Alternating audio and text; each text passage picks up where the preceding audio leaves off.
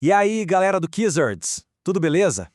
Hoje a gente vai mergulhar de cabeça numa das coreografias mais malucas e importantes de todo o planeta, o incrível ciclo do carbono. Se prepara para descobrir como esse elemento está numa viagem constante pelo ar, pela terra, pelos oceanos e sim, até dentro da gente. Bom, para começar e já botar a cabeça para funcionar, se liga nesse desafio. O que será que um lápis, um refrigerante e um ser humano têm em comum? Parece uma pergunta meio doida, né? Mas, olha, a resposta para isso conecta tudo que existe à nossa volta. E a resposta é... carbono! É isso aí. Esse elemento é tipo a pecinha de Lego fundamental para construir toda a vida que a gente conhece na Terra. Pensa só, ele está no grafite do lápis, nas bolinhas de gás do refrigerante e, claro, em cada célulazinha do nosso corpo. Bora lá então para a nossa primeira parte, para a gente entender de vez por que esse tal de carbono é tão importante.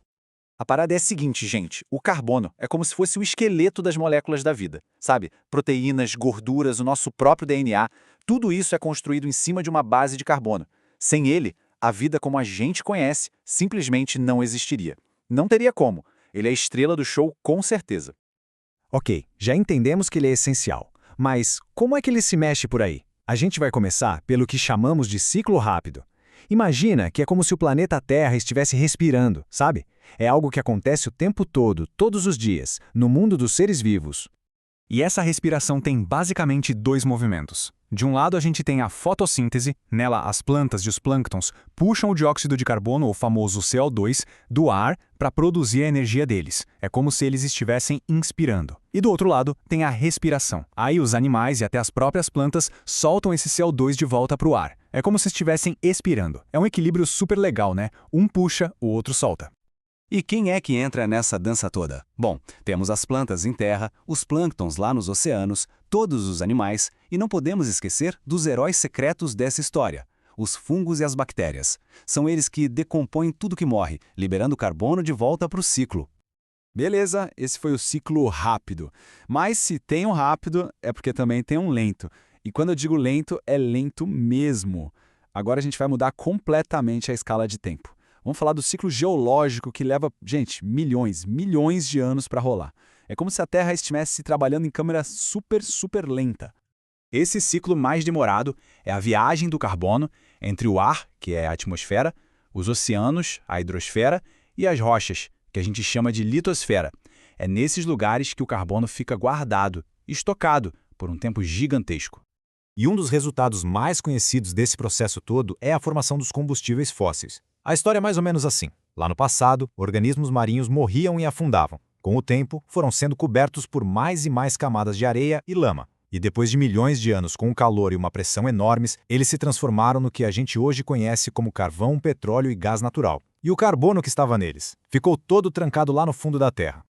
Tá, mas e como esse carbono todo que estava preso consegue voltar para a atmosfera? A própria natureza tem seus jeitos. Jeitos bem lentos, claro. Por exemplo, quando um vulcão entra em erupção, ele libera carbono. Lá no fundo do mar, aquelas fontes de água superquente também liberam. Até o movimento das placas tectônicas ajuda a soltar esse carbono de volta. Mas tudo bem devagarinho, sabe? Aos poucos, para manter o equilíbrio do planeta.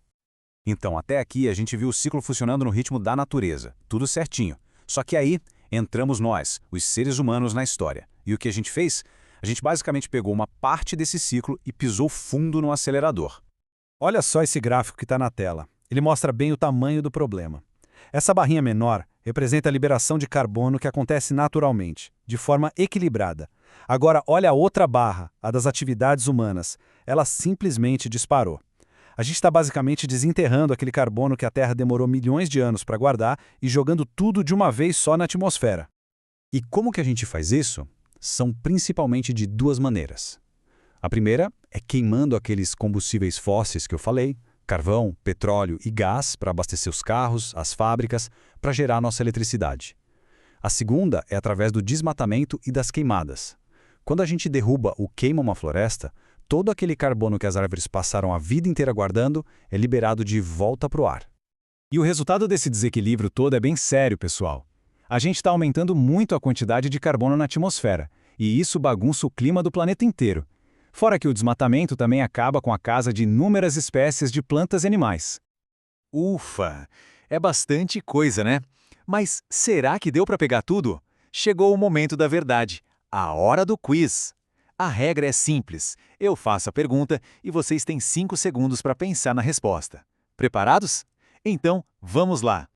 Primeira pergunta na tela. Quais são os 2 processos naturais mais importantes do ciclo rápido do carbono? Tempo na tela. E a resposta certa é fotossíntese e respiração. Uma puxa o CO2 do ar e a outra devolve. Se você acertou, mandou bem demais. Vamos para a segunda. Quais são as 2 principais atividades humanas que estão liberando um monte de CO2 na atmosfera? Valendo. A resposta é a queima de combustíveis fósseis e o desmatamento com as queimadas. Se foi isso que você pensou, acertou em cheio. São os nossos maiores impactos no ciclo. Terceira pergunta. Atenção. Que seres vivos formam a base desse ciclo todo, absorvendo o CO2 tanto na Terra quanto no mar? Isso aí, são as plantas terrestres e os plânctons dos oceanos. Eles são os verdadeiros pilares que sustentam e começam todo o ciclo rápido. E para fechar o nosso quiz, a pergunta de ouro. Por que o carbono é tão, mas tão vital para a vida? E a resposta é porque ele é o bloco de construção essencial. É a base, o esqueleto de todas as moléculas que formam os seres vivos. Sem carbono, simplesmente não existiria vida como a gente conhece. Arrasaram no quiz, pessoal. E agora, para finalizar, eu tenho uma pergunta para vocês deixarem aí nos comentários. Pensa aí, que pequena atitude no nosso dia a dia pode ajudar a gente a equilibrar o ciclo do carbono? Quero ver as ideias de vocês, hein? Bom, por hoje é isso, galera. Se vocês curtiram essa viagem pelo ciclo do carbono, já sabem o que fazer, né? Não esquece de seguir o nosso canal, ativar o sininho para ficar por dentro de tudo e o mais importante, deixa aquele like para dar uma força pra gente. Um abraço e até a próxima!